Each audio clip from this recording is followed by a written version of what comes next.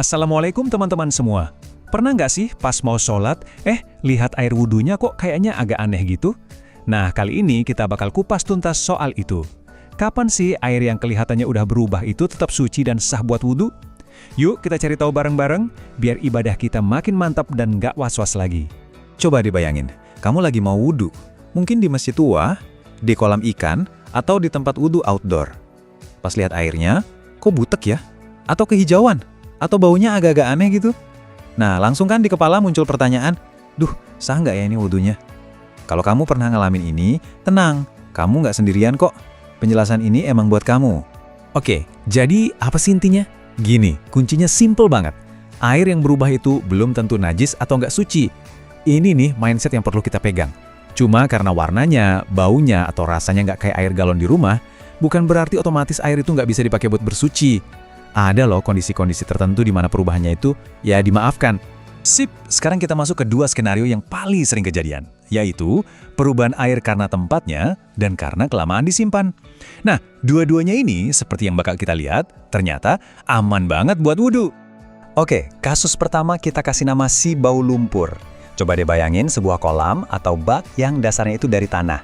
Ya wajar banget kan kalau airnya jadi agak keruh terus ada bau-bau tanahnya gitu. Nah, pertanyaannya, apa ini bikin wudhu kita jadi nggak sah? Nah, ini dia nih yang seru. Kalau kita bandingin, air kolam tanah jelas kelihatan keruh dan bau. Beda banget sama air botolan yang bening. Tapi, coba tebak. Buat wudhu, hukumnya sama-sama sah. Kok bisa? Gini logikanya.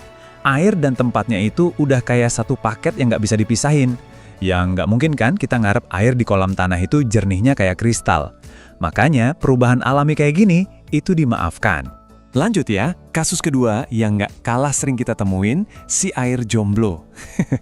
Ini istilah buat air yang udah kelamaan banget disimpan di gentong atau bak dan nggak diapa-apain. Dia sendirian di sana, sampai akhirnya penampilannya berubah. Jadi poin pentingnya tuh ini, selama perubahannya itu murni karena faktor waktu, karena kelamaan aja, dan bukan karena kemasukan benda asing kayak sirup, kopi, apalagi najis, status air itu tetap suci dan menyucikan. Jadi, meskipun udah berbulan-bulan disimpan, gas aja pakai buat wudhu, sah.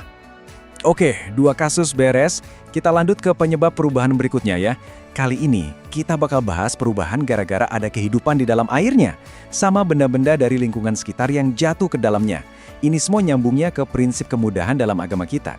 Sering kan lihat air di bak jadi agak hijau-hijau gitu? Nah, itu biasanya kerjaannya si geng lumut dan ganggang nih. Tapi tenang, karena lumut dan ganggang ini tumbuhnya dari air itu sendiri, mereka itu dianggap bagian dari ekosistemnya, bukan benda asing yang nyampur dan bikin kotor. Jadi, walaupun warnanya jadi hijau, airnya tetap sah, tetap suci buat wudhu. Dan skenario terakhir kita, si daun kering. Coba bayangin tempat wudhu yang letaknya persis di bawah pohon rindang. Wah, udah pasti kan tiap hari ada aja daun kering yang nyemplung ke airnya. Lama-lama, airnya bisa berubah warna jadi kayak teh gitu, agak kekuningan. Terus pertanyaannya jadi gini, apa kita harus jagain bak air itu pakai payung 24 jam non-stop, cuma biar nggak ada daun yang jatuh? Ya nggak mungkin kan, ribet banget.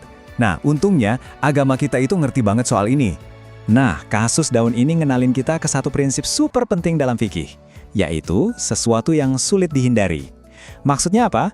Islam itu ngasih kemudahan buat situasi-situasi yang emang secara akal sehat mustahil buat kita cegah. Kayak daun yang jatuh ke air di bawah pohon. Karena ini susah dihindari, maka perubahan warna yang disebabkannya itu dimaafkan. Oke deh, kita udah sampai di kesimpulan. Jadi dari semua penjelasan tadi, apa sih intinya yang bisa kita pegang? Nah, ini dia kunci simpelnya biar kamu makin pede pas mau wudhu. Coba deh, ingat 3 langkah gampang ini. 1. Lihat perubahannya, warnanya, baunya, rasanya. 2. Tanya ke diri sendiri, ini berubahnya alami atau karena sesuatu yang emang susah banget dihindari nggak sih? Nah, yang 3, kalau jawabannya iya, udah, wudhu kamu sah. Simple banget kan?